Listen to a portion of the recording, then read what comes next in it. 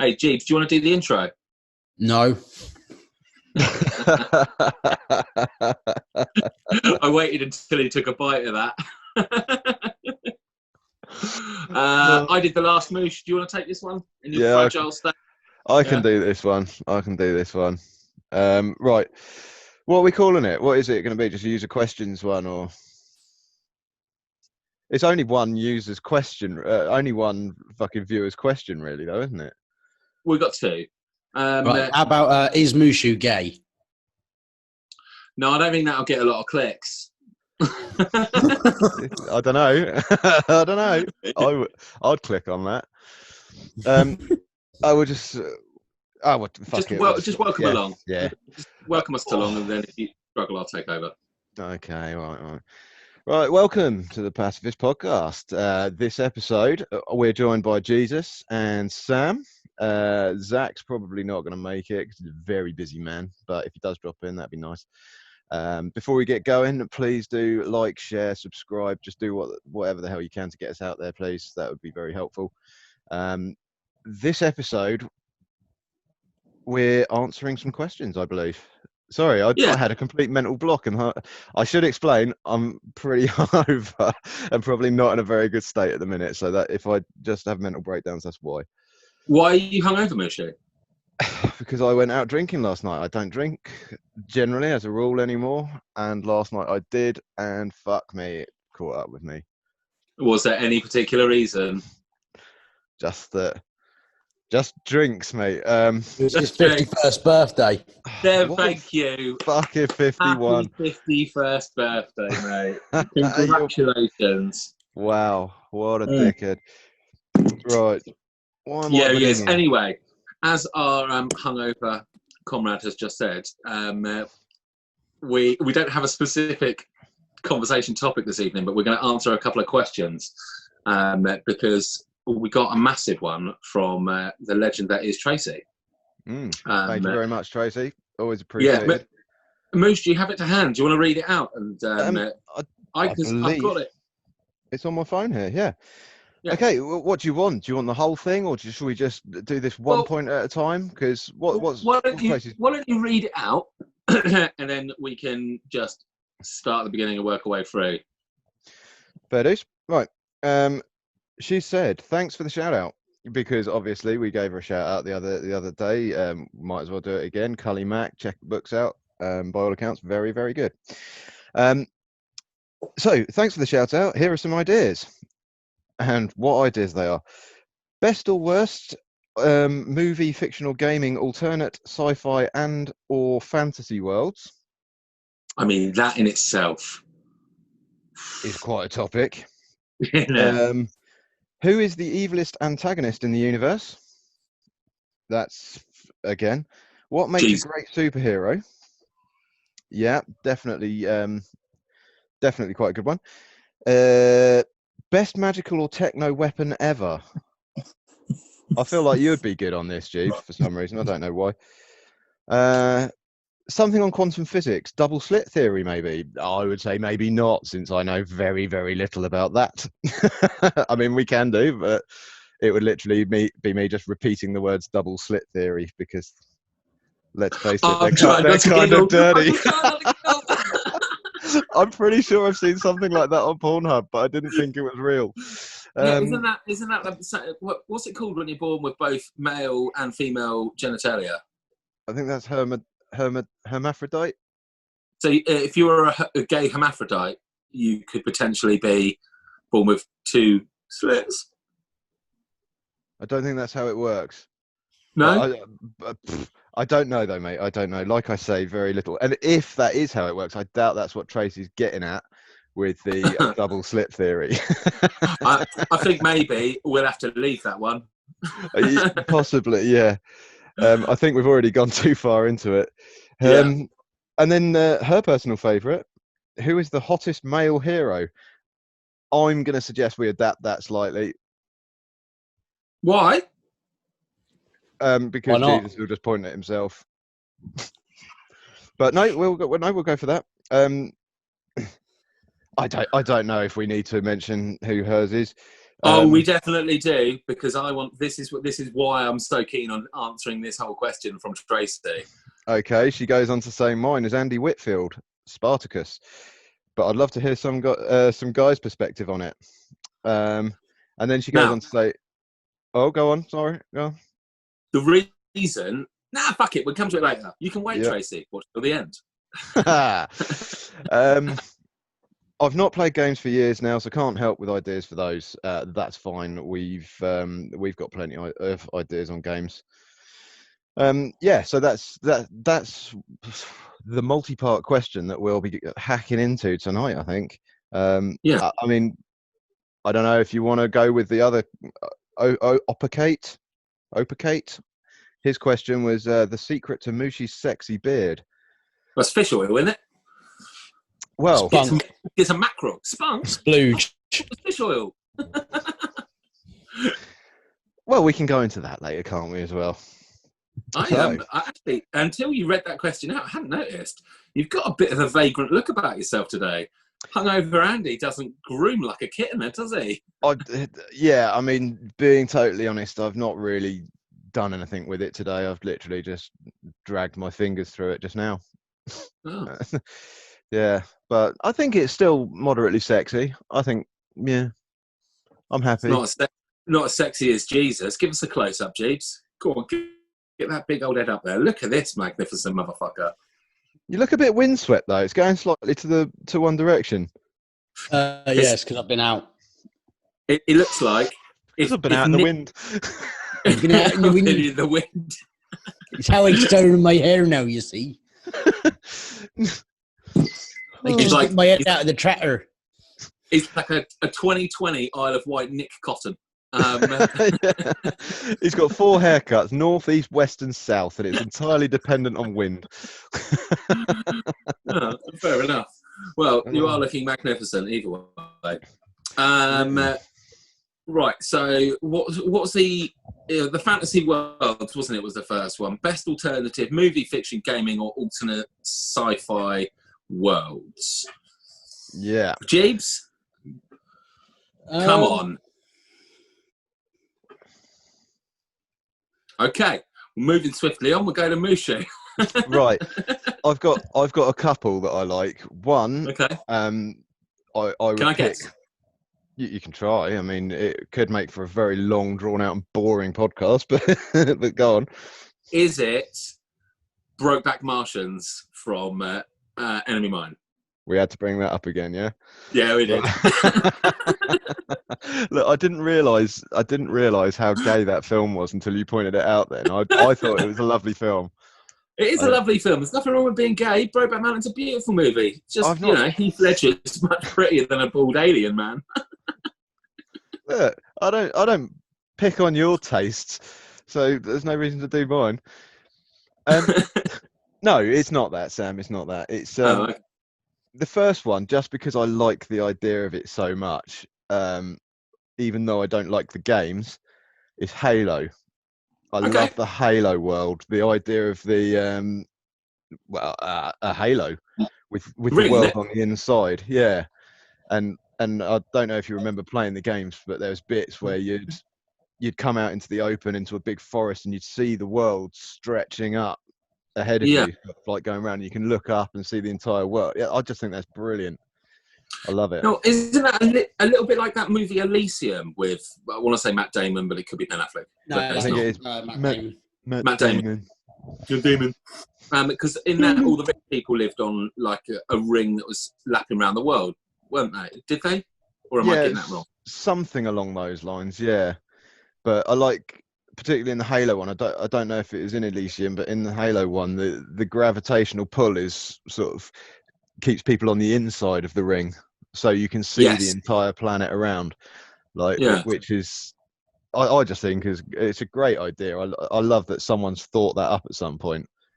I wonder whether or not there's any truth to that, because in all the sci-fi movies, whenever they generate gravity, they do it in like a cylindrical thing that just slightly spins around, don't they? So it forces you. I think it's centrifugal force, but I'm not 100% sure. No, I think you're right. Yeah, centrifugal force. And you see it at the fairground. Those rides that spin really quickly and everyone sticks to the edge. It's just that, isn't it? If you had a massive man-made disc spinning at the right, I mean, it would have to be constantly spinning at the right speed, because if it speeds up too much, everyone would just be flattened instantly, which would be quite funny. But you know, I'd yeah.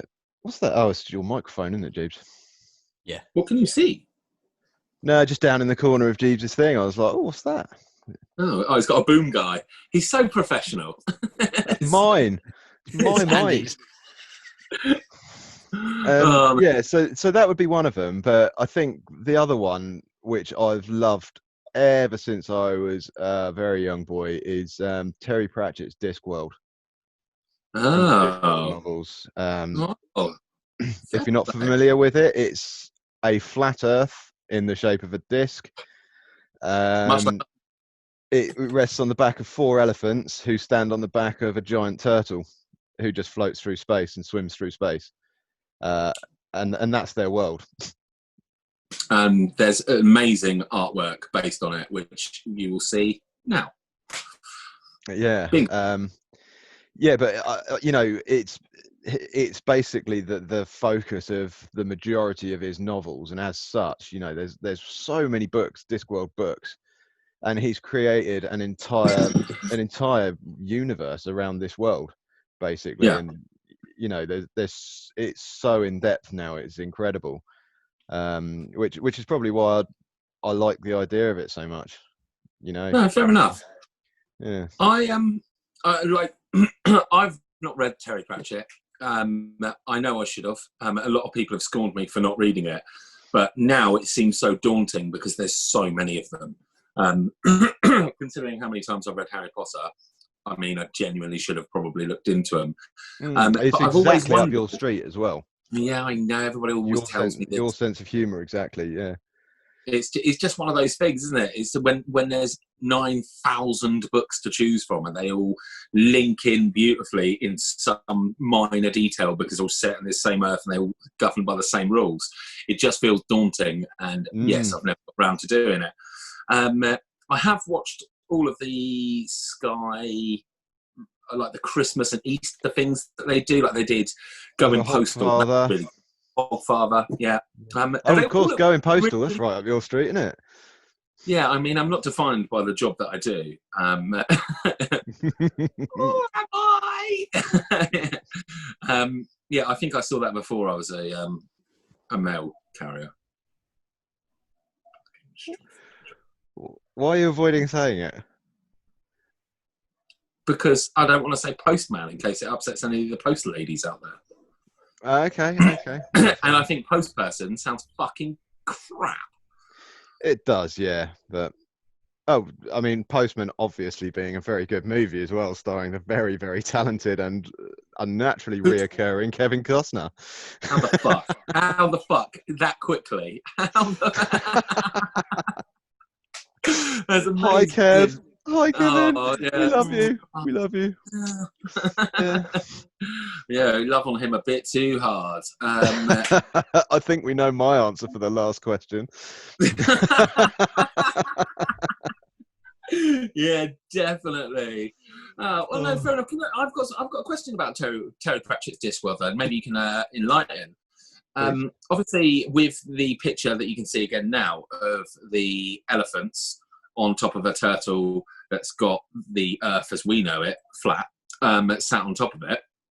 How big is that?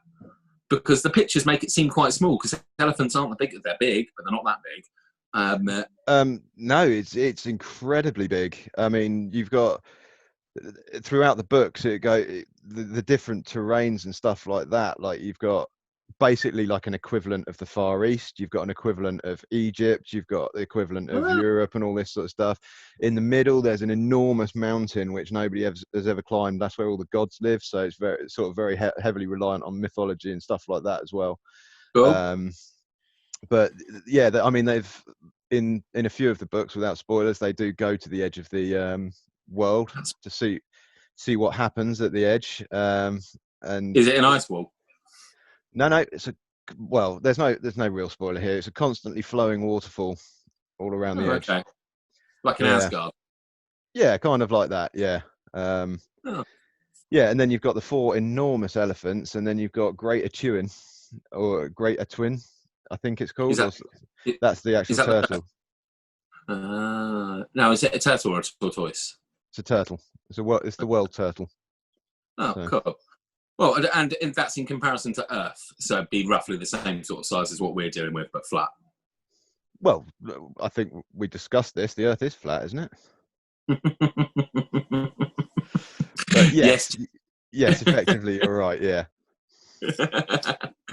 Oh no, fair enough. Oh well, that's pretty cool. Did you have an answer, Jeeves? I cut you off because you were umming and ahhing, and I know you don't like being put on the spot. Did it? You've had a little bit. So what was it? Any game world, TV, or film? Was it?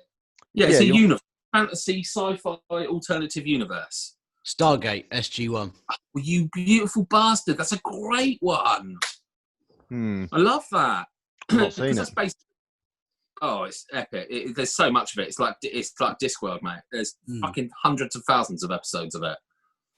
I do like the thought of it because we touched on it last episode, didn't we? Yeah, very briefly. Yeah, I do like the idea of having like these portals so you can just go from one point to another. Yeah, I mean that's quite good. Why do you like that idea so much, Jeeves? Just being able to go visit other places in different worlds, just to see different things. They also have giant stargates as well for actual spaceships and stuff like that. That's pretty cool. Yeah, you're talking about when they fought the Ori, aren't you? Yeah, I am. Yeah, the Ori, which is an abbreviation of original. They show up your god thing. When people worship them, they get strength. Spoiler alert. Okay. Oh shit. I mean, if you got to season 11, bravo to you, but not many people did. How many seasons are there? Because there's different sort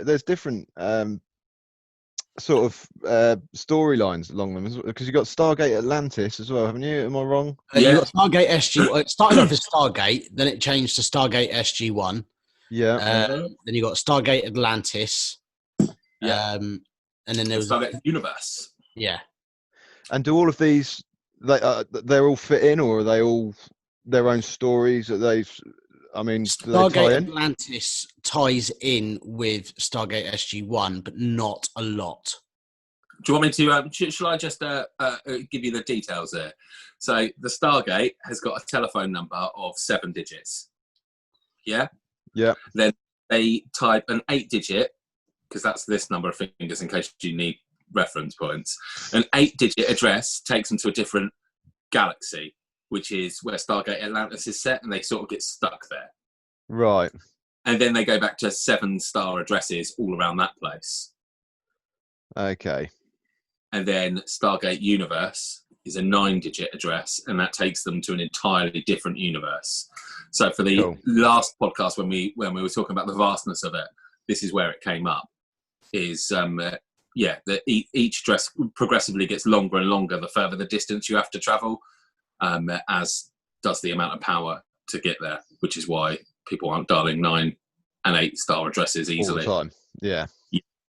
I think in one. Did you watch Universe, Rambo? Isn't here. It's Jesus. Sorry, it's because no, I didn't watch Universe. I didn't watch that one. No. Oh, I thought that was the best one. I really enjoyed that. That had who's that Scottish guy who plays a cunt in Trainspotting? Robert Carlyle. Bingo. It had him in it as a scientist. It was really good in it as well. I quite like Robert Carlyle. I think he's a good actor. Very underrated. Yeah, very versatile as well. Didn't he do that? Some TV show about fairy tales. Once Upon a Time. Once Upon a Time. Thank you. Oh, well, yeah, that. He was in that as like Rumpelstiltskin, wasn't he? Oh yeah, he was, wasn't he? Yeah, that was a weird show. That kind of like it was big and then it wasn't big. It just sort of like it was out for years and years and years, and then it's like Netflix took it on and everybody started watching it, and then it was shit. Just disappeared. Yeah, it was shit. Yeah, I like that, Jeeves, because it's basically our universe, isn't it? It's our universe without having to get to an airport 4 hours early. Yeah. You just walk through a portal. That was actually one of the episodes, wasn't it, where they actually opened it up to the public, and they had all the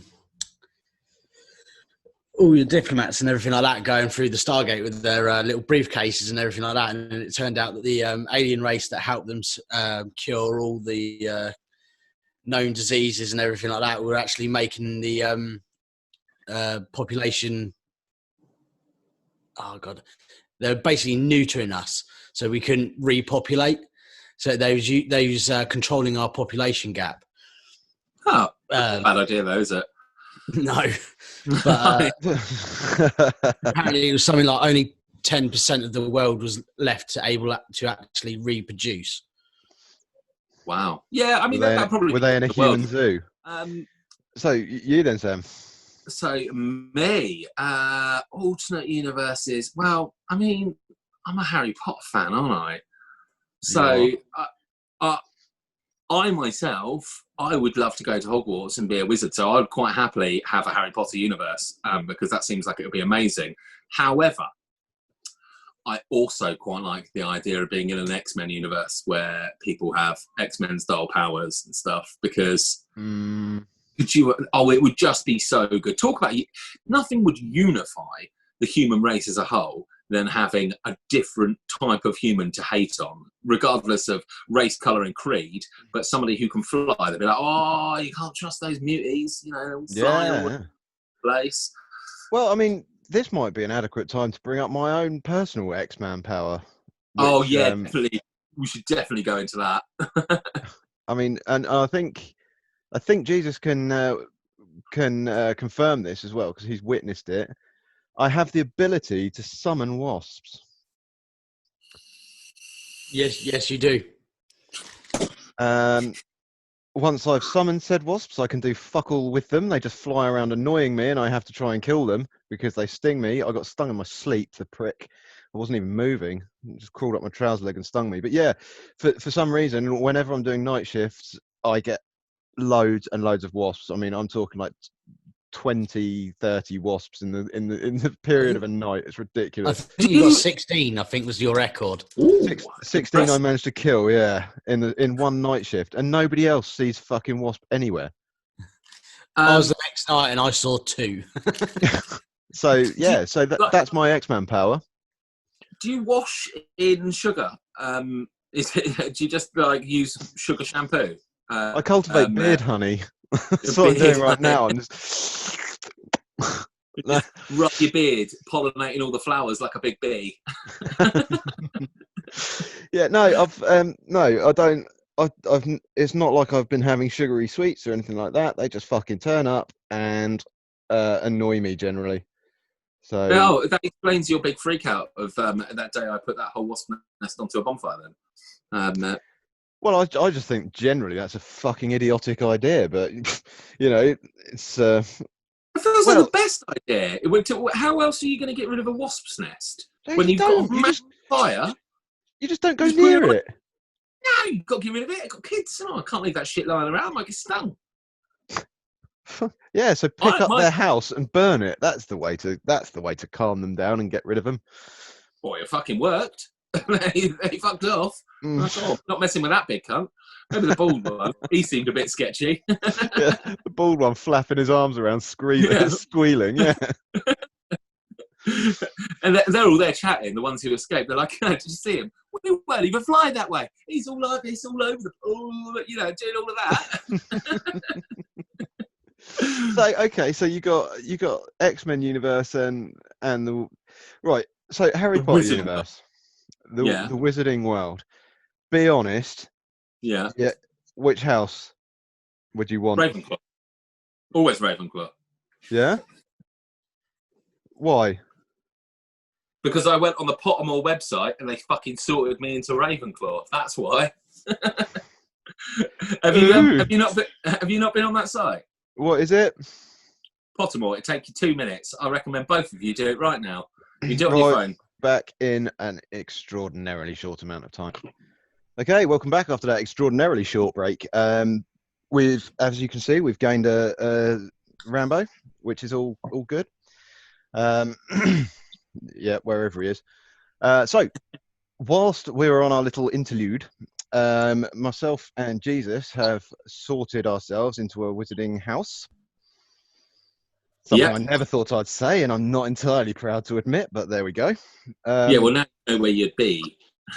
So, Jeeves. I got Ravenclaw. Yes, mate! Just like my cup. Okay, well, jolly good. What did you get? I got Gryffindor. Oh, meathead. Which I'm not entirely happy with, to be honest. I wanted Slytherin. But there we go. You know, if the sorting hat says Gryffindor, then that's what I am. But the thing is, like, you can't be a decent Gryffindor because you're always going to be overshadowed by Potter. No, well, he's only there for a little while, isn't he? But but he's a legend, isn't he? So yeah, but so is Dumbledore, and Sirius. Go on, Zach. I haven't stooped so low in my life that I've needed to do this. So just to let the viewers know. It was just the part of the question, because the question was... That's a bit of a Hufflepuff attitude, that, isn't it? Maybe. Yeah. He's a squib. He wouldn't have got in anyway. I mean, I know what that means, but... yeah, they'd have asked you to integrate into Muggle society, I reckon. But yeah, no, the question was, Rambo, what would be what's the best and worst, incidentally, alternate universe? And I said either an X-Men one or the Harry Potter one, to which Mushu asked what house I'd be in, and I said Ravenclaw. But I think, it's a difficult one. I think I'd definitely choose the Wizarding World as opposed to the X-Men one, but I would like an X-Men one as well. What about you then, Rambo? Best or worst fantasy universe? That's probably not a good question for Rambo because he doesn't really like fantasy stuff. Or not at all. Sci-fi? Any sci-fi? Or alternate, like a Man in the High Castle. The Nazis won. The world's different. No. No. How about Dead Snow? Dead Snow universe. Dead Snow, there we go. Yeah, I'll go with that. That's the fucking There we go. A universe with zombie Nazis. Yeah. That's probably the only film with subtitles I've ever watched that made me laugh at. Same. And it's such a legendary film. Yeah, it was so funny. Absolutely amazing. Dead Snow 2, just as funny, I have to say. I haven't seen that. Watch it, mate. It's worth it. It's definitely worth it. Quality. Okay, then. What about worst? Worst alternate sci-fi or fantasy world? The one that you'd least like to be part of? I mean, for you, Rambo, this has got to be easy because you don't want to be part of any of them. Yeah. Anything futuristic. Well, that's a silly one to say, isn't it? Surely, because we're heading in that direction. Yeah, technically, we're now in a futuristic universe from when you actually originally said that you didn't want to be in a futuristic universe. I mean, like fucking flying cars, futuristic sort of bollocks. Okay. Would you not have a flying car if flying cars were a thing? No. God, could you imagine what a nightmare that'd be when you don't have to look to your left and right and behind you? You've got to look from underneath and above as well. Yeah, that'd be pretty shit. Yeah, I mean, you'd just, I'd be dead within seconds, I think. I don't think you'd be able to fly. I think it would be a case of you get in and computers would do it all for you, like planes. Yeah. I thought you were having a dig at my flying skills then. I was like, I'm an exceptional pilot, thank you very much. Oh, did you train along that after doing a butchery course? Well, yeah. I don't want to brag, but yeah. Oh dear. I don't know. I think for me, like a best or worst would have to be one that runs sort of parallel with the way we're heading. I like the Ready Player One universe. Okay, the idea of the Oasis and the computer game setup that they had, and that whole VR world that everybody lives in, that I love, because I toyed with that as an answer for that question. But the rest of the world, oh, he's gone. Oh, okay. Talking fantasy. Fuck that, I'm off. Yeah, the Oasis, the computer game simulation, all of that, I love that, and I genuinely see us going in that direction. But the rest of the world is knackered. I mean, it's awful. It couldn't be any worse than, well, it could be. It's definitely worse than where we are now. But that sort of like dystopian future where people still exist, but that everybody is struggling apart from the mega corporations, that I feel would be horrible. But then saying that, like the Chronicles of Riddick one, where you've got massive, great empires coming along and enslaving you all, and sticking fucking needles in your neck, that looks like it would suck as well. So it's a difficult one to answer the worst. I think for me, it would be probably like the Terminator future, just because it's so bleak and hopeless, and there's just nothing to live for. I'd just shoot myself, I think. I mean, not being too depressive, but I'd be like, oh, what's the point? You know, you don't even get sunshine because it's all constantly gloomy, isn't it? Well, yeah, I suppose. But what if they put you in the zoo? the zoo. Yeah, but they don't put you in the zoo, do you? They just annihilate you. We've only ever seen the Terminator films from the human's perspective. We've never seen the robot's perspective. They could have a lush little place, you know, a tiny little island where as like a nature reserve for humans, where it's just lube and Mars bars. Well, so like run by some hippie Terminator. Just like, totally. Man, they're really cute. We need to keep them alive. Look, we're like rusty dreadlocks. I'm about to release this one into the wild. Look, go on, little fella, off you go. We're in cages, just going batshit crazy, and we get out, look at them, piss on the floor, and run off. You saying that, Andy? That reminded me of the is it Robot Chicken on Predator? Yeah. I don't think I've seen that. Well, my permits to hunt. I've seen that one. No. You've got to watch that one. Oh, that's a load of hippie predators come down. It's like, oh, it's okay, poor creature, and all of this. And they're like, go run, be free. Literally, like stands on a mine or something like that. He literally like runs 10 feet steps on a mine. Oh, outstanding. What about you then, Jeeves? The worst for me, at least a bit. Waterworld. No, what are you talking about? You might get to meet Kevin Costner. That's a second Kevin Costner, unprompted. I don't like eating fish. I really can't stand it. So that would be like my worst nightmare. Well, you don't have to eat fish. Or having to live in the same caravan as Andy. You caravan? Can you swim? Because I mean, if you couldn't swim, Waterworld would suck. No, I can swim. Yeah, I just don't like eating fish. I quite like fish. I don't mind fish. The thing is, that's like a really weird reason to hate that universe. Oh, good, I'm not keen on fish. It's like, so you'd rather be in the Terminator universe where you're getting constantly hunted by robots in the future, no hope for anything, but at least you don't have to eat fish. Yep. You got to eat raccoon.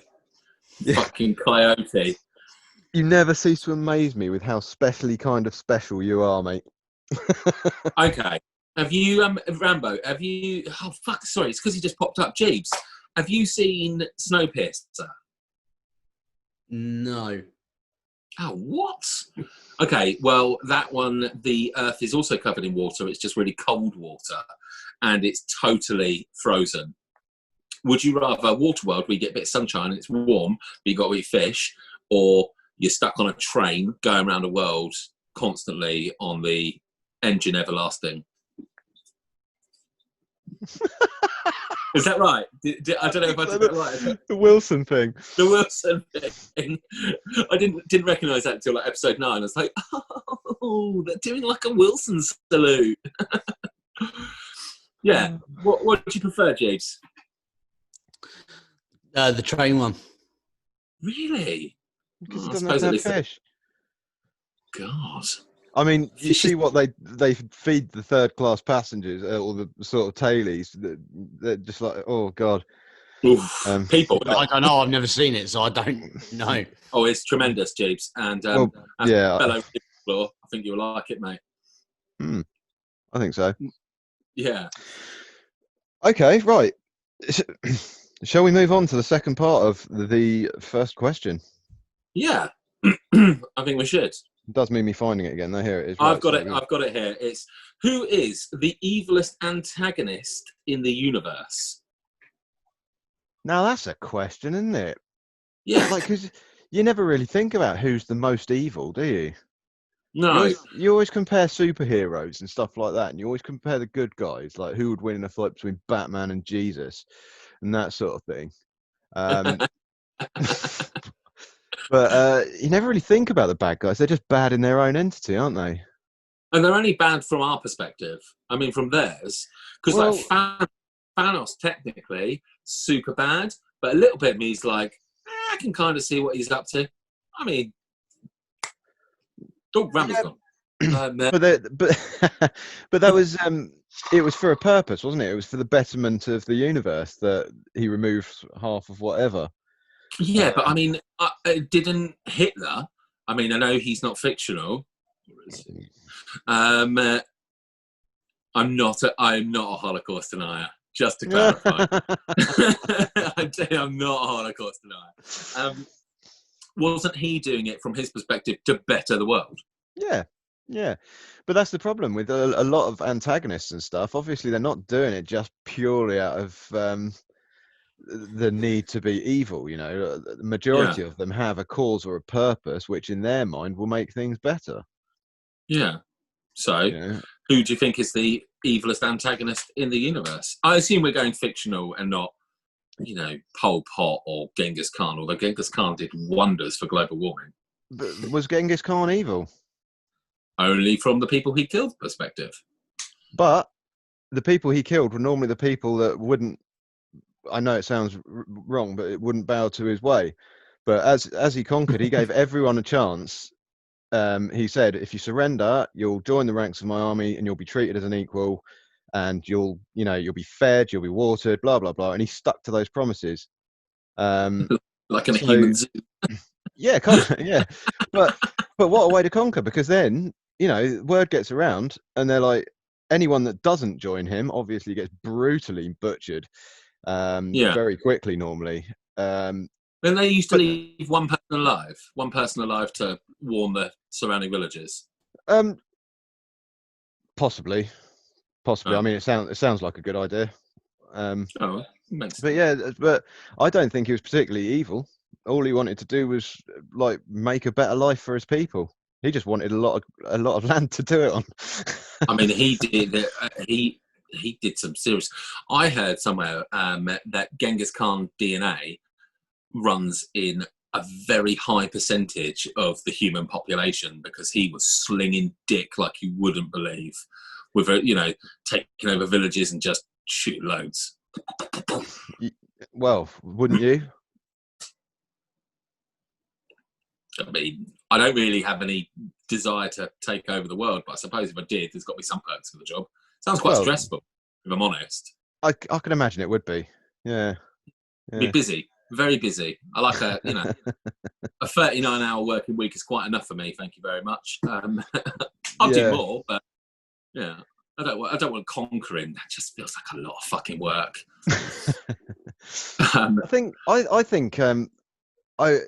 I don't know off the top of my head who I'd choose, but I think it would have to be someone along the lines of the bad guys in the Riddick universe,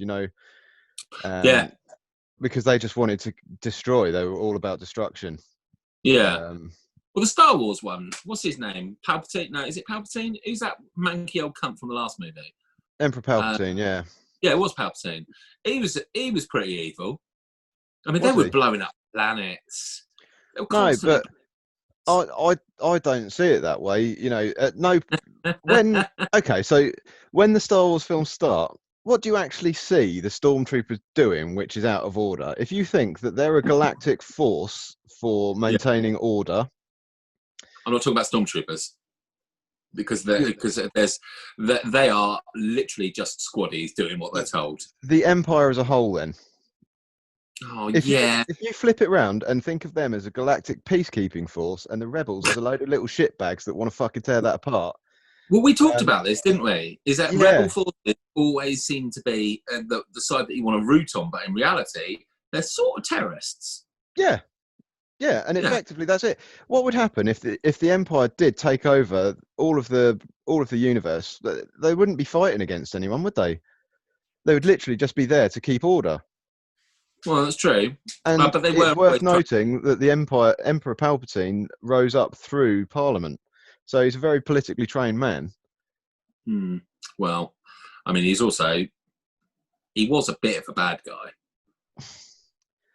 Yeah, but you show me a politician, mate, and I'll show you a man who's a bit of a cock or a lady. Yeah, that is true. They are packing heat as well. Mm-hmm. But yeah, no. No, I think I'll stick with Emperor Palpatine. I think he's probably one of the best. Because otherwise, I'm just going to say Lord Voldemort.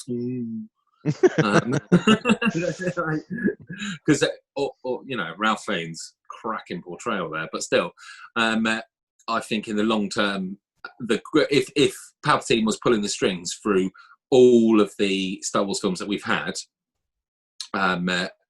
then his death toll is out of this world.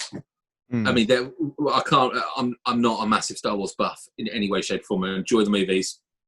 I read one of the books, the one with Jar Jar Binks in, and my God, that was the worst thing I've ever read in my life. Trying to translate that, there's all vowels and J's. It's like I'm trying to read Polish writing, which I can't do. If he was pulling the strings for the entire time, then how many planets did he kill? I mean, there's keeping peace, and then there's blowing up Alderaan. Maybe stab in the dark. Was that right? Yeah. No, that's right. Alderaan's the rebel home base, but that's it. It's the rebel home base. It's like America airstriking like targets in Syria or whatever.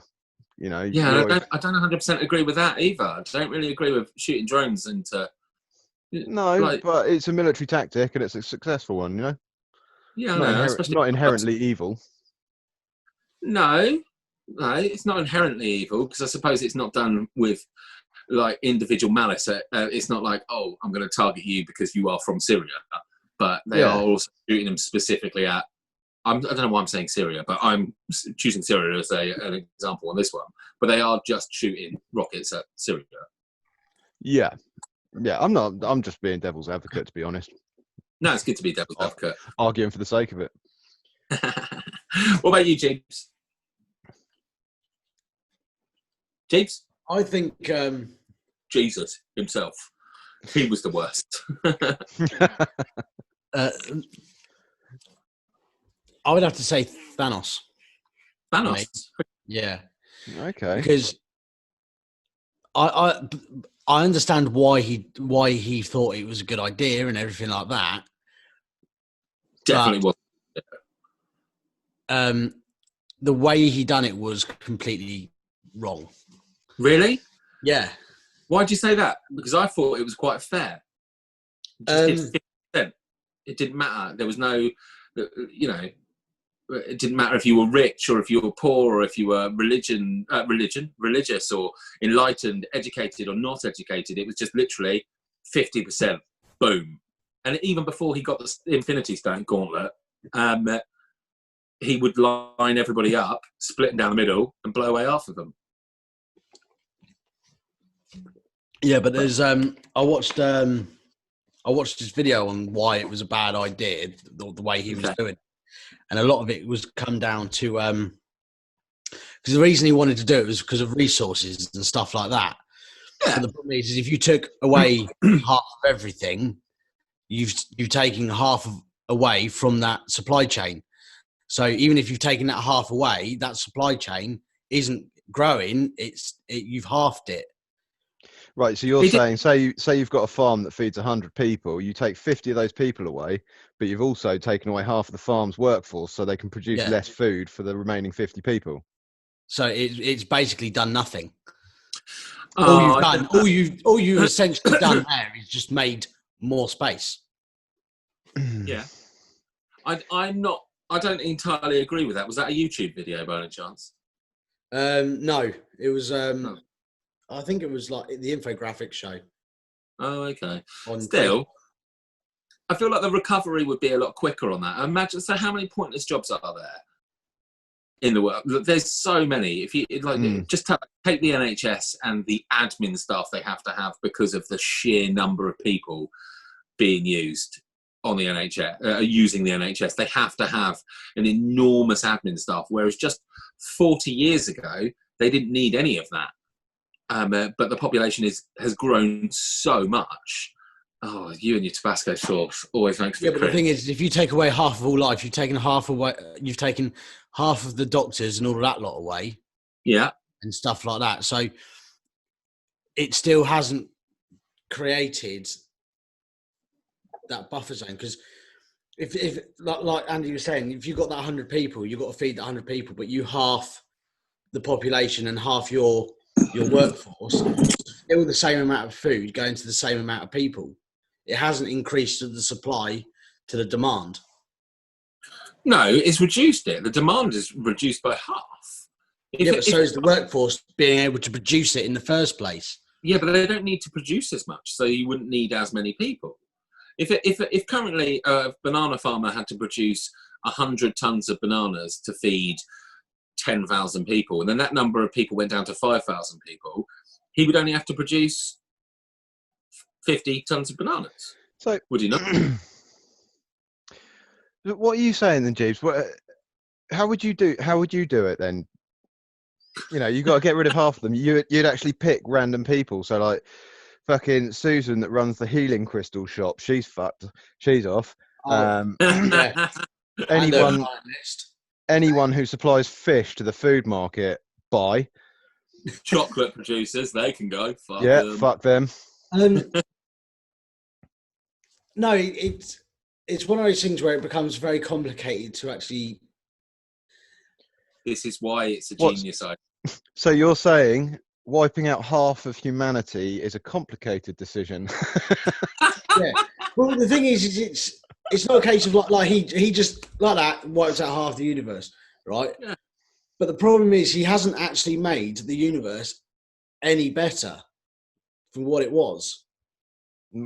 It's debatable. Admittedly, like Earth's atmosphere and stuff like that, yeah, that would recover because there's less people on the planet polluting it. Yeah. I mean, greenhouse gases would obviously the levels would reduce. I think the world would become a much nicer place if there was only half the amount of people on it. We might be facing the same struggles with food and shit like that, but the actual world as a whole will come back. There'll be more wildlife, which means certain foods will become more abundant. Overfishing wouldn't be a problem because you only have to take out half of them. There would be fish everywhere, Jeeves. You could have fish suppers every evening. You lucky fella. Not just on Fridays. You could have it for breakfast. Oh, lovely kipper. Okay, right. So I was thinking about this the other day at work. I've got a bit of a reputation for hating on old people. It's not because I hate old people in any way, shape or form, but the guy next to me is old, so I just like to play on it, really.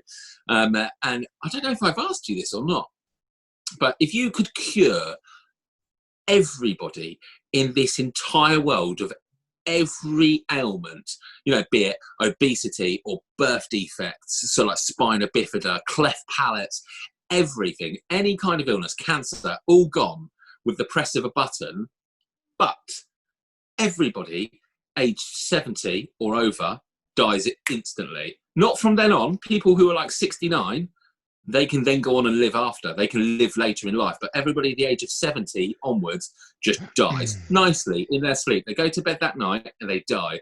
But every other person in the entire world is cured of all their ailments. You can still have road traffic accidents and injuries and things like that. But cancer, it's been wiped out. Genetic defaults, all wiped out. Would you press the button? Forever? They've been wiped out forever. No. It's a perfect reset. So everyone over the age of 70 from tomorrow, after they go to bed, everybody over the age of 70 just dies instantly. They go to sleep, they don't wake up. It's not painful, they're not tortured. But no, but I'm saying the cancer goes away and that's it. It will be gone forever. It's cured instantly. So, I mean, if you're going to start smoking 60 a day, chances are you're going to end up getting lung cancer again. But like degenerative disorders and things that are passed down hereditarily, they're all wiped out. So potentially they're probably not going to come back. Oh, and it cures colour blindness as well. I had to add that in there because I want to know. You wouldn't press the button? No. No? It's not my decision to make. No, it is. It is your decision. No, it's not. No, it is now. Right now, it's your decision to make. But it's not. It's not for me to make that decision. That's what I'm saying. No. I wouldn't push the button. No, I wouldn't change that many people's lives without their permission. Okay. Because there's people out there with disabilities and things like that would say that they define them. And they are the people they are because of learning to overcome their disabilities or accepting their genetic flaws or whatever, defects, whatever you want to call them. What about children with leukemia? What little babies with like? But then you're into the moral question, aren't you? Is a child's life? Yeah, is a child's life more worthwhile than an elderly person's life? Again, not my decision to make. So no, I wouldn't hit the button. I'd leave it as it was. Absolutely fair enough. Jeeves, would you press the button? No. Okay, absolutely fine. Now, if they opened this up to you've got a week to decide, and everybody over the age of 70 could vote, do you think they would vote yes or no to cure all the young people? And basically sacrificing themselves for everybody in the entire world being better off. 70 was such a random number to choose, but it felt like roughly what retirement age is going to be. I think 20 years ago, I think the vote from the old people would have been a resounding yes. Yeah.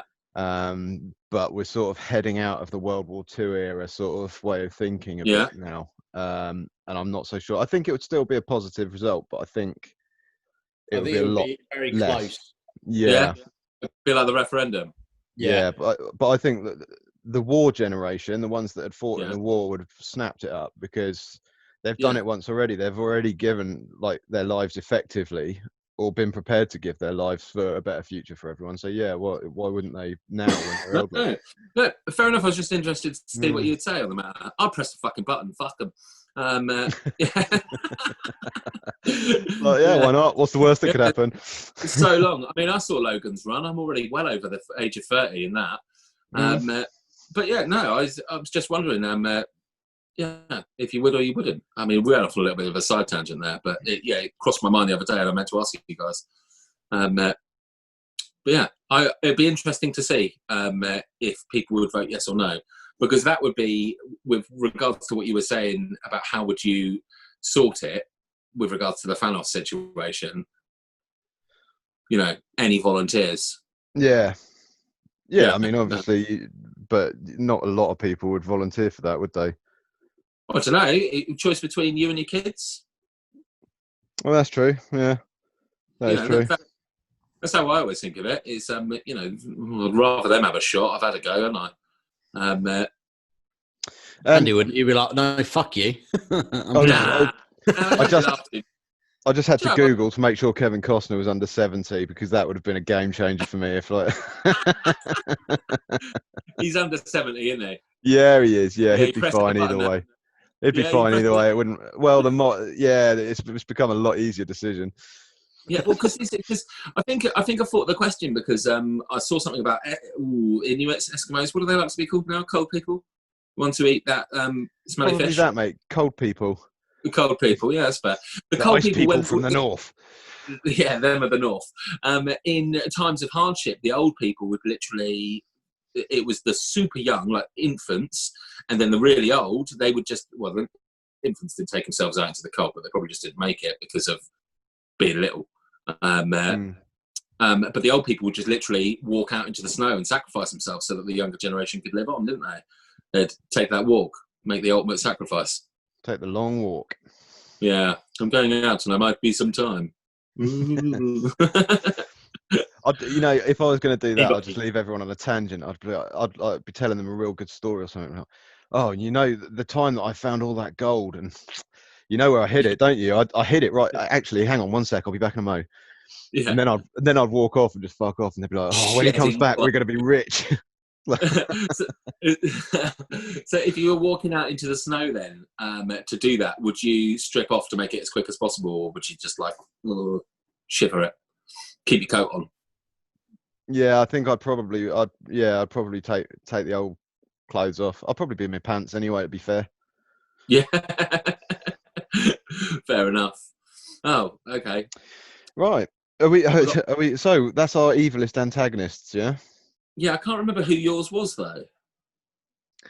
I went sort of along the line of the Riddick people, I think, didn't I? Yeah. What are they called? Doesn't matter. Necromans. Yeah. Yeah. Well done. Yeah. Oh. Right, so moving on to what makes a great superhero. Pants on the outside. There we go. Pants on the outside. There you have it, ladies and gents. Especially females. That has fallen from style, hasn't it? I mean, it's. Yeah, I mean it is a bit annoying though, isn't it? Like how like the armor and stuff like that they wear. Their super suits like are Where's my super suit? But they're kind of skimpy on women a lot of the time. Always. It's ridiculous. Like Wonder Woman. I mean, it helps that she's a but poor. Yeah, but I think if I was going to be any kind of superhero and someone gave me a bra and panties and like that's your super suit, I'd be like, nah, I'm going to get some body armor actually. Not very sexy, but I'm going to wear a full tack vest. Thanks a lot. Yeah. Yeah, and frankly, I want some fucking pockets. I want to put a phone in my pocket. Well, yeah. It's like you get that thumb drive with all the super secret data on it. You got nowhere to put it. Yeah, just stick it up your bum hole, don't you? Just you plug it in the prison wallet into your bra because it would stick out and make your super suit look shit. Oh Lord, yeah. Yeah, the costumes are ridiculous. I mean, I think I'd go along your lines. I'd go full tactical if I had to have some sort of. I wouldn't go too tactical, but I'd wear a pair of combat so I had some pockets and a proper pair of shoes at least, and then maybe a gilet. But for the actual question, what makes a great superhero? I think it's quite an easy one. It's just like doing good, isn't it? Yeah, or the willingness to do good. What makes a great superhero? But it's like they're the boring ones, aren't they? Like I like Superman. He's incredible. He's well overpowered. It's ridiculous, but he's a bit of a fucking square, isn't he? I mean, if you had superpowers, I don't think either of you, apart from probably trying to eat me, I don't think either of you would be particularly evil. Like if you had Superman's powers, but I'm pretty sure both of you would do something to make sure that you were all right. You had a few quid put aside. Oh yeah, I mean.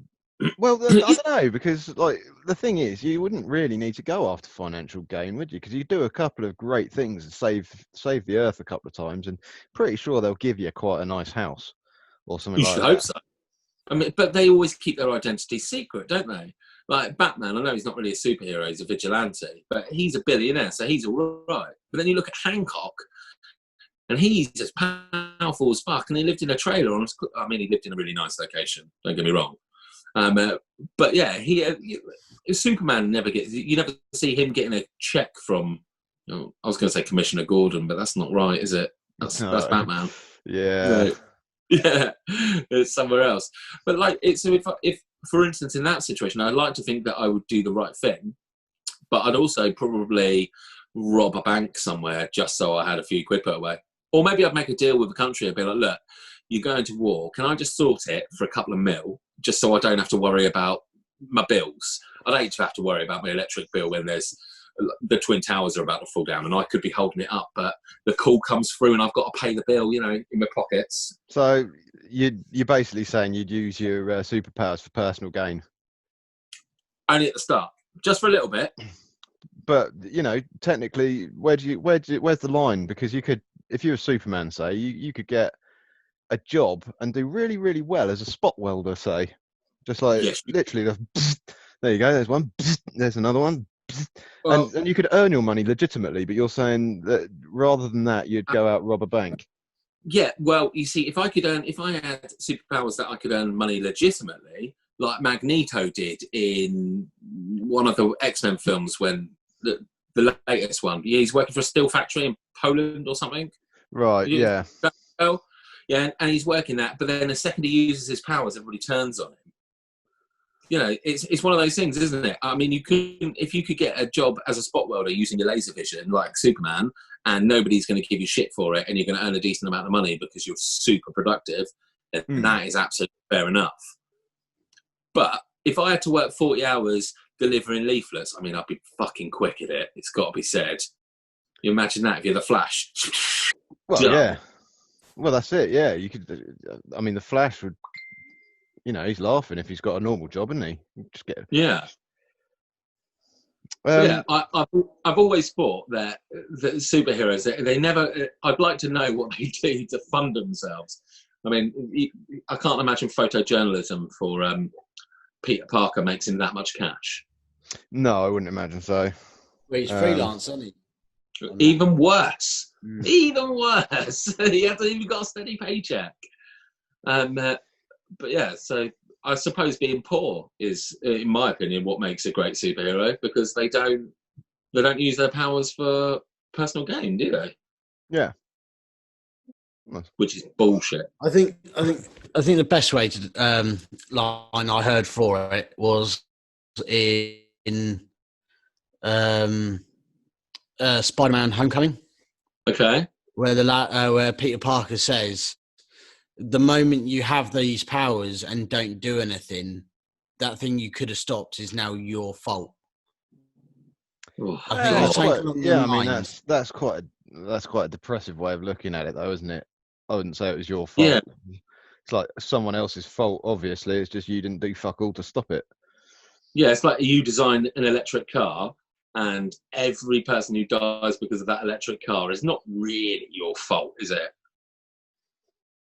I mean, everybody who dies because of the nuclear bombs, that's probably Einstein's fault, isn't it? I mean, it's a little bit more revolutionary. I'm trying to find the actual... I can't remember how he actually puts it. It's always in Spider-Man, isn't it? It's always like a little... Spider-Man's got some deep lessons in it, hasn't it? Yeah. With great power comes great responsibility and all that sort of thing. His uncle must have been a right ball. It's just always giving out fucking pearls of wisdom the entire time. With great power comes great responsibility, Peter. Jesus Christ, I only wanted mustard on my hot dog. For fuck's sake. Yeah, nonsense. I'm back in a minute. I'm just going to nip to the loo. Okay, that's fine. Bye now. Thanos. He's gone. Yeah. Thanos' lesser known power of like increasing pressure in people's bladder. Oh, just got to go for a wee. That would be the shit. What would be the? Well, you've already said what the shit a superpower would be: the ability to attract wasps and not control them. Yeah, I mean, I'm not impressed with it. Don't get me wrong, it's not something I like. I like demonstrating. It's quite shit, but yeah, that sort of thing, or the ability to sweat profusely at all times, something like that. God, I've got superpowers. Who knew? I just like constantly sweating. Lovely. Well, I can't think. Shit superpowers would be the worst. Like the ability to fly, but only being able to fly a foot off the ground. Crap with that bit. You just hover a foot off the ground. Like. Yeah. I mean, it'd be really handy if you needed to cut corners somewhere where you weren't allowed to walk on the grass. Well, very true. And it'd be quite good for walking over water. Seconds off your daily life. Yeah. You don't need to bridge. You can just hover. That'd be, yeah. Well, could you imagine though? It's only a foot off of solid ground, so you'd still sink. Yeah. It's just you can go in the deep end where no one else can. Yeah. God, he's really tall. Look at him. He's shoulders above the water in the deep end. Nah, that's Sam. He could just hover. Hover boy, they call him. Fucking hover boy. Yeah, that would be.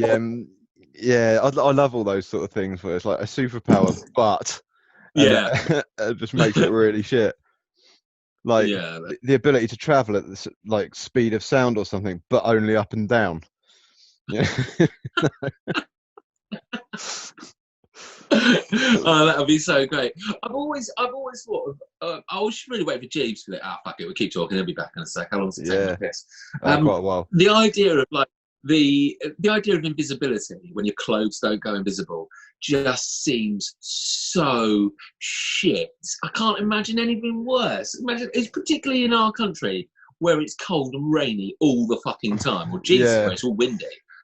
Oh my God, what a fucking nightmare. Like, I wouldn't want to be invisible anyway. I just think that'd be a bad place to go. I think it'd be quite good fun. Really? Oh, yeah. What would you do? I think we all know what I'd do. I don't think we needed to answer that question. I didn't think we'd need to ask that question, to be honest. But yeah, I mean, go to the gym, wouldn't you? I'd be spending an unnatural amount of time in the showers. You'd be the cleanest invisible person ever. But there's also the logistics of it. I mean, on a dusty day, would dust stick to you? Well, yeah, I guess so. You could never go to Mexico if it didn't. No. If it's raining, the rain would have to bounce off you, wouldn't it? So you'd be visible in the rain. So. Yeah, nah, not for me. I remember seeing the because there's been loads of Invisible Man movies, haven't there? Yeah, absolutely shit. There was quite a good one. I fucking can't life me remember what it's called, but some guy drinks soup. He ends up going to like a real cold country because he's like, I can wear a ski mask all the time. But you see him eating, and it's like, so if you're invisible and you eat food and the food isn't invisible, how shit is that? I'm talking invisibility, Jeeves. Oh yeah. I mean, if your clothes don't go invisible, it'd be awful. If the food you eat doesn't go invisible, it would be even more awful. It would you'd see the entire digestive process. It'd be awful. Yeah. You'd be chatting to someone and they'd just be like looking down, like, do you need to go for a poo? I do actually, yeah. Could you imagine? It could be so bad. Oh, absolute nightmare. Jeeves, can you think of any real shit superpowers like Andy's one to attract wasps? Ooh. I said the ability to fly, but you can only fly a foot off the ground. It's like that movie Looper. You got all those people who have telekinetics, but they can only lift a quarter. It just like hovers just off the hand slightly. It just manages to roll over the dice. Yeah. It's shocking. That sort of thing would just be the worst. But yeah, we were just sort of killing time while you were off relieving yourself. I can't think. No. Okay. Brilliant.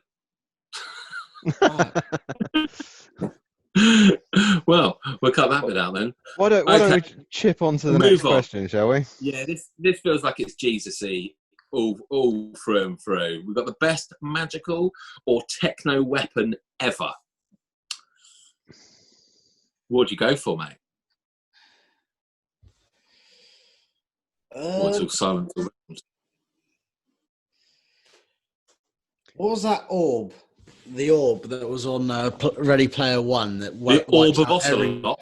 Yeah, and he's like, "How do you use it?" And he's like, "Oh, it's a mythical weapon. You've got to do this chant." And he just like stands there and just starts randomly saying words. Yeah. How much would that suck? You literally spent loads of time building up your character, and then some guy just releases that. You ain't even got. You could be on the other end of the entire planet. You ain't even know he's using it, and you're dead. That's not that. The orb of Ocelot was just a shield. No, he's talking about the one that he was going to detonate to wipe everyone's thing. Oh yeah. No, that's that bomb thing. Yeah, I know what you're on about. Oh God, I can't for the life of me remember what that was called though. I only remember that name because it's got that real funny guy in it. from Deadpool, who works behind the counter, and it's just the way he says "orb of ocelot" the whole time. The orb of ocelot. Yeah, it just made me chuckle. Oh, so a nuke that just kills everybody then? Yeah, I thought you'd have gone for like a lightsaber or something. You see, that's for me. I think it would probably go to the lightsaber sort of route. Yeah. I mean, I like the if you delve a bit into the Star Wars universe and you see about how the lightsabers are made and stuff like that. I love all of the different customization possibilities about it. You know, like there's the different crystals you put in, change the color of it, so you can literally have like any different colors. My favorite being the negative light one from the Knights of the Old Republic, where you just saw the white crackle around pure black in the middle, and it's just it looked beautiful. That is pretty cool. And you know, the unstable lightsaber crystals as well, like Kylo Ren's lightsaber crystal is an unstable crystal, hence why it's so sort of thing. But was that a deliberate? Sorry, was that like a deliberate choice on his part? You know, or was it just because those crystals are super rare and they didn't have them? I don't honestly know, because traditionally the Jedis go and they get their own crystals from the ice caves, don't they, beneath the training grounds? Yeah, they make them. I know they make their own usually. Yeah. Well, so I don't know how the Sith do it. I would assume it's something along the same lines, but I mean, I would probably choose an unstable crystal as well, just because it looks badass. It's like, I remember. Oh God, I can't remember what it's called. It was an old cartoon from the 80s where this guy it was like a lightsaber. It was basically a handle, and this handle had like a lightsaber shield, a lightsaber, and also a laser gun on it. Does that ring any bells to you? It's set in space. It's like an 80s cartoon. Did he have a little red robot with him? I think he did have a little red robot with him as well. Yeah, called No. Oh, I don't know. Can't go that far. This is where I'd ask you. Was it Ulysses? I remember the theme tune. We need to find that video. Ulysses. Yeah. Yeah, that's it. Yeah, I had a proper little hard on for that. Oh, I loved it. That was a real cool piece of kit. Yeah, that's it. Yeah, I like that. So, and that's that. And I don't feel like you have to. I mean, like a lightsaber. I'd love a lightsaber. Don't get me wrong; it'd be amazing. But I do not see myself having any sort of Jedi abilities. I would reckon I'd probably cut my foot off pretty easily and just be swinging it around. And it cuts through everything. Imagine if you dropped it. Oh shit! Sorry, I just cut the neighbour's head. It just went through the floor and just clusterfuck, wouldn't it? Especially like on the. Well, there's a cartoon I saw the other day of the face-off between Darth Vader and Obi-Wan Kenobi, and rather than fighting, Obi-Wan Kenobi just turns his lightsaber upside down and drops it, and you hear it going zoom, zoom, zoom, and then you hear like people like, "Oh my god, what was that?" and all this. And it's like, "Oh, it's breached the hole," because that's all you need to do, isn't it? To take out the whole Death Star, just drop your lightsaber. That's it, yeah. So it's heading to the core. Breach the core. Yeah, because I didn't realise the strength or supposed strength of a lightsaber until what was the one that had the first one with the clone? Was it not Attack of the Clones? Surely the one with the pod racing that had Liam Neeson in it. Was it Liam Neeson? Phantom Menace. Yeah. Yeah. When he gets his lightsaber, he sticks it through a blast door, and you see it melt. I didn't realise that they were supposed to be that powerful until that moment. At which point I was just like, damn, man, that is. It still takes a while for them to do it, though. Yeah, I mean, it's metal, isn't it? But still. Am I mistaken in thinking in one of the films though? There's a scene where a stormtrooper hits the lightsaber away with his weapon, like defends it while they're fighting. Yes. Oh yeah, that's Rogue One. Yeah, they've got like sort of pole stars that are a bit electric-y, aren't they? Yeah, I've seen that. Okay. I assume. I don't think it is in Rogue One because I don't think there's any Jedi actually in Rogue One, but it's in one of the latest ones. Yeah, because you've got stormtroopers that fight against like Kylo Ren and all that shit, don't they? They've got something. It just looks like a massive. But you know, it feels believable if you've got lightsabers. If that's a thing, then there's got to be something similar to them. Maybe they've just got small crystals. Maybe, yeah. Yeah, lightsaber's good. Nice one for remembering what Ulysses was saying, because I'd forgotten, but I hadn't forgotten the weapon. I don't know why that's still in my head, to be honest. Like, I haven't seen that fucking thing in ages. No, I don't think it did very well as a cartoon either. I mean, those old 80s cartoons were a little bit borderline, weren't they? I used to love all of them, like El Dorado, Flight of the Condor, all of that El sort of Dorado! thing. With the seagull and the big flying gold bird. Fuck, man, I remember that. I was like 6 when that came out. Yeah. Yeah. I used to love all of those. Are we going for the best retro weapons or worst? Not retro. Best tactical weapons. I mean, yeah, choose whatever you want. What about the pen from 007? The one where you click it a certain amount of times, it turns into a pen. Yeah. And he's like, knockers. You got that guy just sat there, like, throwing it through his fingers, clicking it. And he just, Bond just stood there with a little bit of sweat coming down, like, oh shit. Yeah. Oh man, GoldenEye, what a cracking James Bond film though. I mean, for me, that was probably one of the last ones that I really, really enjoyed. It had a decent level of gadgets, a good level of action. He drove a tank through Russia, for fuck's sake. I mean, that was so good. Yeah. Plus the game that was amazing. I think I was watching, or saw a clip of one of them the other day, one of the older ones, and it was a satellite in space that they were going to shoot a laser down on. Moonraker? Possibly, I can't remember. But Bond changes the tape, and he, as he's getting escorted out, he's like, they're like, oh, search him again. So he puts the tape in the woman's bikini, and he gets escorted out, and ends up having like a fight or something like that. And then the girl comes over to him. He's like, it's okay, I changed it. He's like, you idiot, you put it back in. Because he'd swapped the cassettes around and she's put the right one back in. Because that's what she thought he was trying to do. I don't remember that. Never really a massive James Bond fan. I liked Goldfinger. I've seen them all, don't get me wrong. But yeah, I was never a huge James Bond fan growing up. Oh, I've always loved the James Bond films. Oh, yeah. Really? Yeah, oh, yeah. I remember I used to watch them all the time when I was younger. They're just great. Well, I used to watch them because there was no choice. There was like nothing on TV back in the day, was there? There was always a James Bond film on. Well, that's true, yeah. That's why I used to watch them. Yeah. I used to like all the spy shit. I just used to like all the secret passages and secret weapons and all that sort of shit.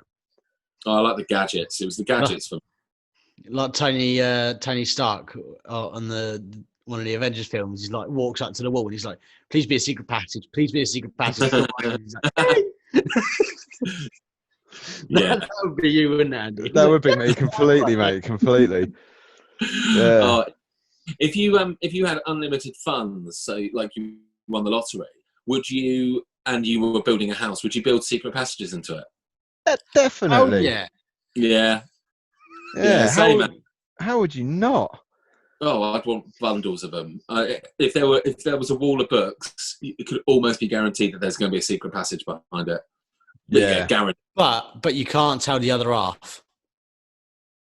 No. So you can just randomly appear in like rooms. Get the shit out of them.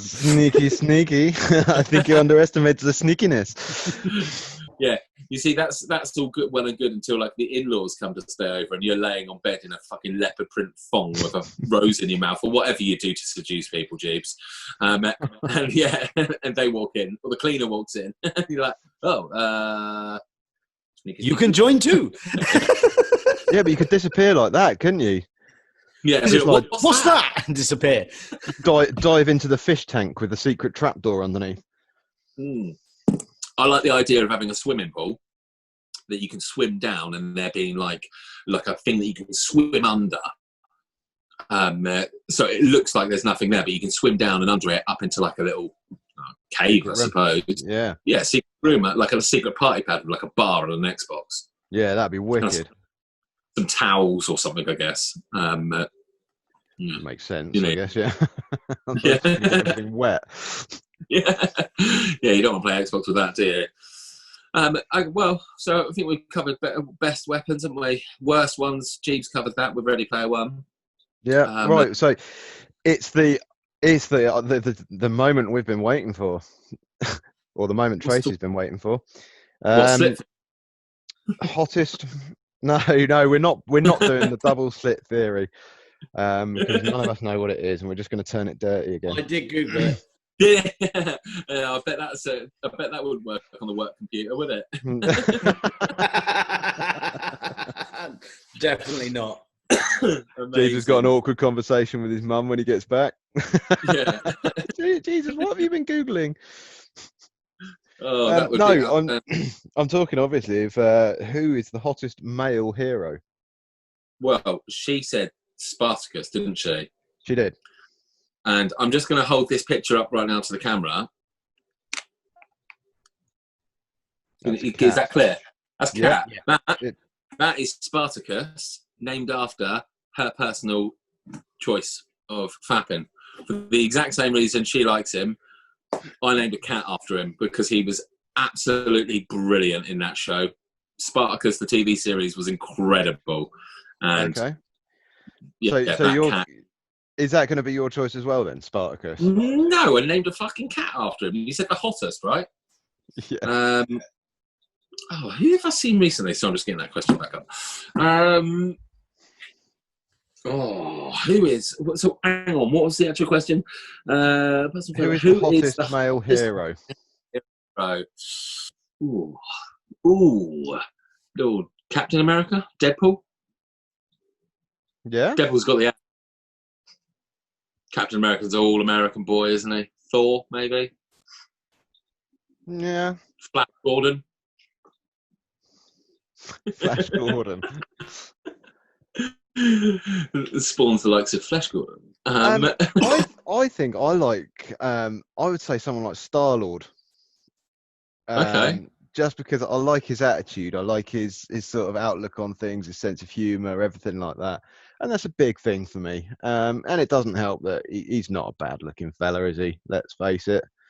So you like a lot worse. You like a hairy man with a bad attitude? Yeah. Yeah. Yeah.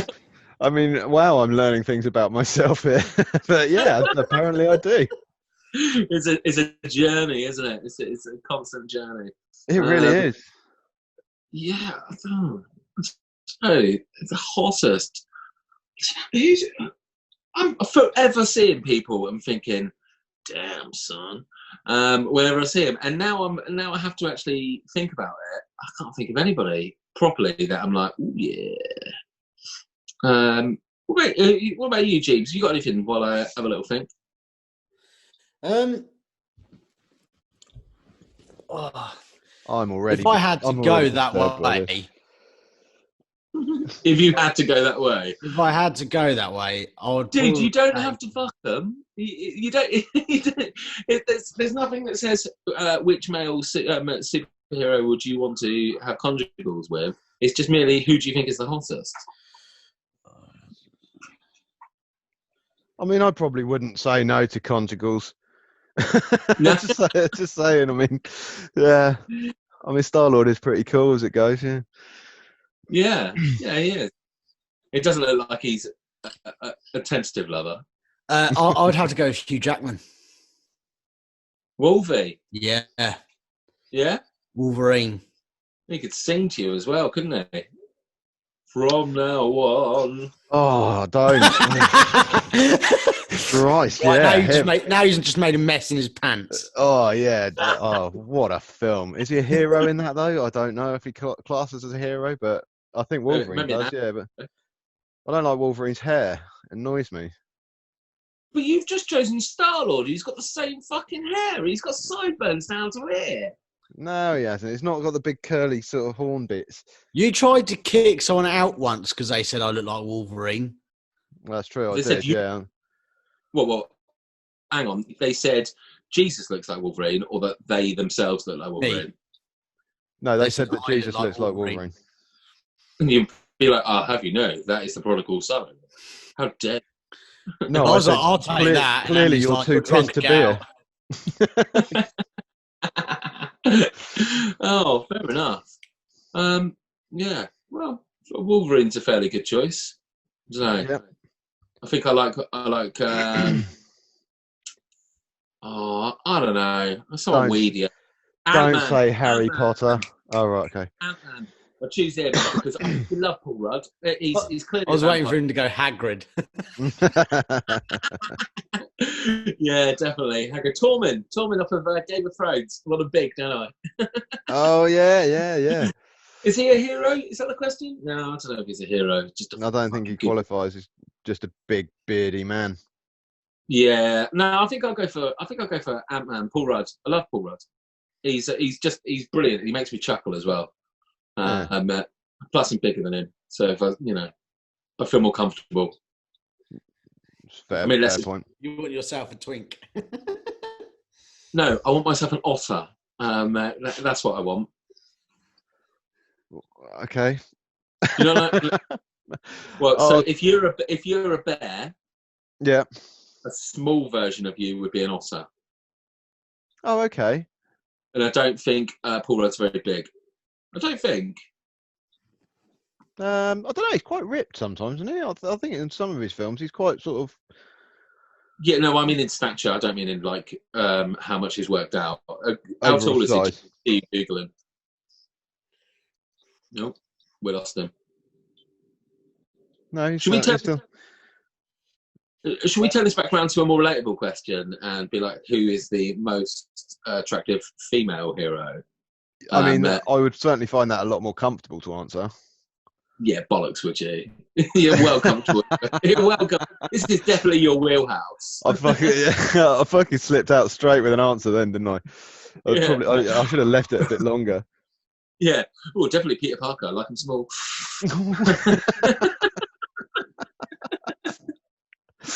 Oh God. It is Googling. I mean, for me, I think Black Widow. Yeah. Easily, yeah. I think because I like the fact she's not got like crazy superpowers or anything like that. She's just double hard. I've always found her so unbelievable.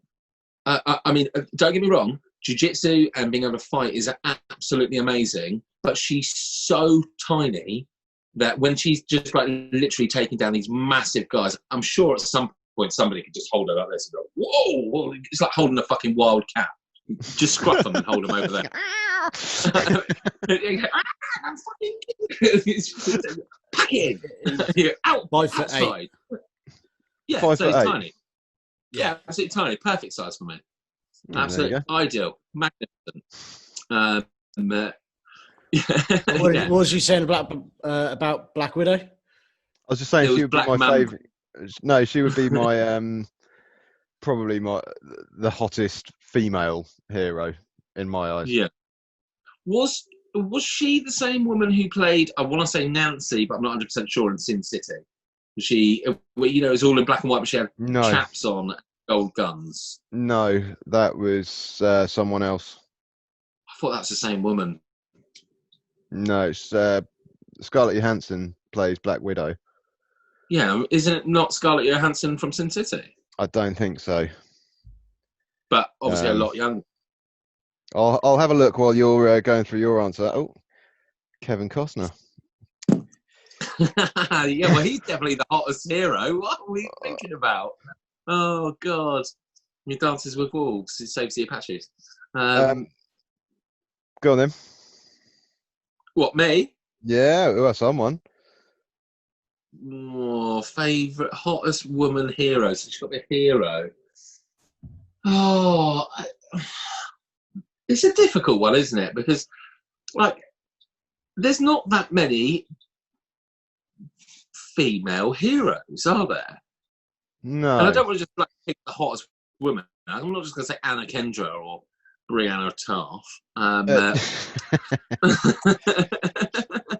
Jessica Alba was in Sin City as Nancy. Oh, Jessica Alba, of course. Well, she was lovely in that. I think I'm going to choose my teenage pin-up. And I specifically want her from when she was in Buffy the Vampire Slayer, but Sarah Michelle Gellar. She was a hero. Well, Yeah, I think I'd rather Faith, truth be told, but Elijah Dushku, I think her name is. Yep. Yeah. Yeah. One of them. Okay. They're both absolutely beautiful women. But again, I want them from back when I was like a 16-year-old lad, watching Buffy the Vampire Slayer for all the wrong reasons. But yeah, I'm not a massive fan of the. I genuinely just struggle to think of the female superheroes that are out there because. Oh, I think Buffy's an acceptable answer. Yeah. Yeah. Cool. We'll have that then. What about you, Jeeves? Aquaman. Scarlett Johansson. Oh shit, Aquaman. The red hair does it for me. Oh, I do like a redhead. Yeah. Oh, very nice. Sorry, that's why I like Andy so much. Gay wide on then. Look at him, he's blushing. He's got all red like your beard.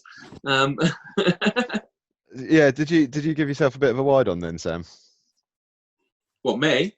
Yeah, you just sort of started going off about Aquaman.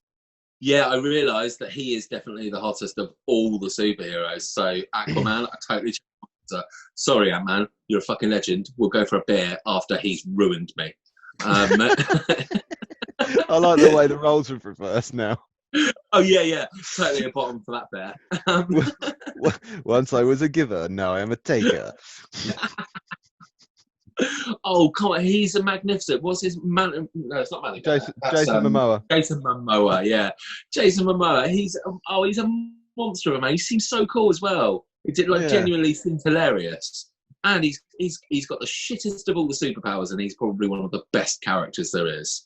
Yeah. I mean, no one wants to be Aquaman, do they? Oh, he can talk to fish. But Jesus definitely doesn't want to be friends with him. It made him smell terrible. Yeah, change it to Aquaman. He is definitely the hottest. Fair days. So you two chose the same person then? Yeah, it looks that way. That poor girl. Yeah, I mean, she's certainly getting the bum end of the deal, isn't she? Yeah, Bless her. Oh, Moody and Jeeves, rubbish. I don't know who she'd be more disappointed with, to be fair. I suppose it depends how long into a lockdown we are regarding haircuts. Well, this is true. Yeah, yours has been fairly consistent the entire time. Something about games, nothing. I think. Do you know what? We finally answered her question. That was quite a lot of content there. Thank you very much, Tracy. Yeah, it's pretty much a whole episode on her question. Yeah, a madness. So you mentioned obviously we've got the question of Moosey's sexy beard. Yeah, which, you explain how you get such a sexy beard, and I'll find this other question. Splooge. It's not just spunk. I mean, it's not spunk. Is it your spunk or is it other people's? Generally, I like to. It's Jesus juice.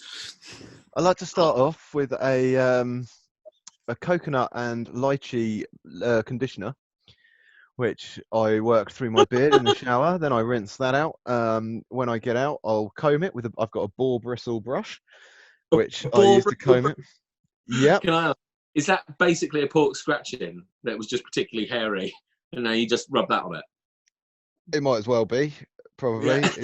It's got a distinctly earthy smell to it. And then I use. I've got a bit of Pachulian cedarwood beard oil, which I run through, and then just brush it again. Obviously, today I've done none of that, but there we go. You have more products for your beard than I have for my entire body. Yep. But look at it. Isn't it worth it? Because he's worth it. I was just trying to flick it in the breeze there. That's Is it gonna? Are you going to keep it growing? Because obviously, since the beginning of lockdown, it's become quite the spectacle. Are you going to just keep on growing it, or are you going to get to a point where you're going to? I've got no plans to cut it yet.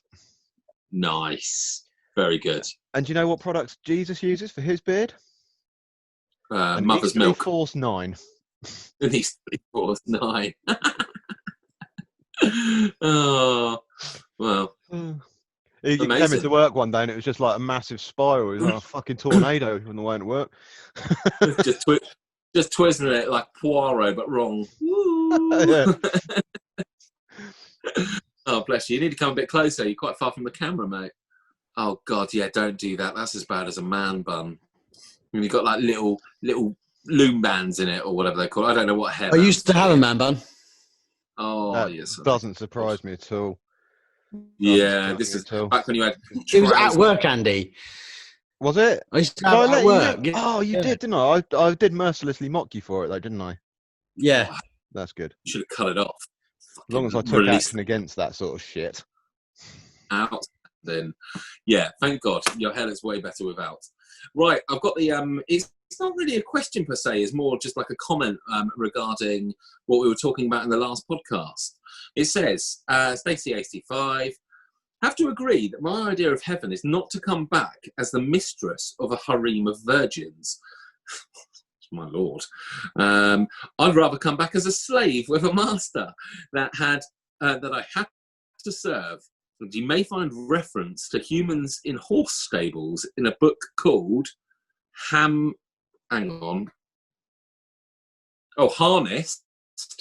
by Elder Ardent.